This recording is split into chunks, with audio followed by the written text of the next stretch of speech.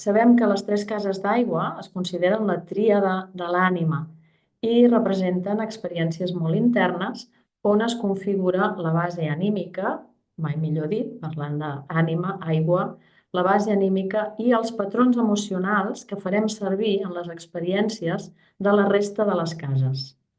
I a la carta doncs, formen aquest triangle, que són el triangle de les cases d'aigua. El material de l'ànima és material emocional perquè les emocions són el que dona sentit a les experiències i és el que converteix les experiències en vivències. Llavors, a la casa 4 hi tenim les nostres arrels emocionals, que consisteixen en el que heredem de la família i en els patrons que es generen a partir de la nostra relació amb la família. A la casa 8 fem revisió de tot això a través de situacions de relació íntima i de compromís, ja sigui amb altres persones o amb situacions, amb projectes, etc., amb el que sigui, i aquí es posa a prova la validesa d'aquells patrons emocionals que havíem construït a la casa 4. I també posem a prova el nostre poder emocional i el poder d'influir sobre els altres i el poder que els altres poden tenir en influir sobre nosaltres.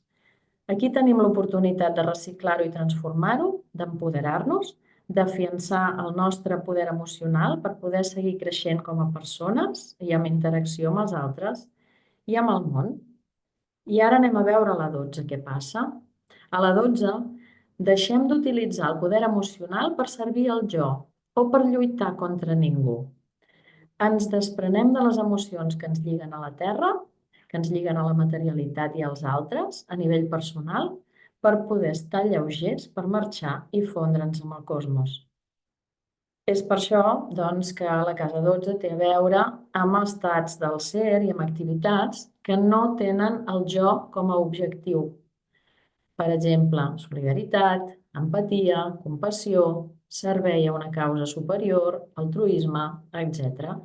I també meditació, per exemple, perquè aquesta implica com a mínim la desidentificació amb el jo i amb els paràmetres de l'ego i amb la pròpia identitat i s'enfoca doncs, en alguna cosa que va més enllà de la individualitat. És a dir, la casa 12 ja anem veient que és la casa de l'intangible, de l'espiritualitat pura, de la connexió amb el tot i que aquesta connexió, òbviament, requereix d'una condició i la condició és que no hi hagi soroll.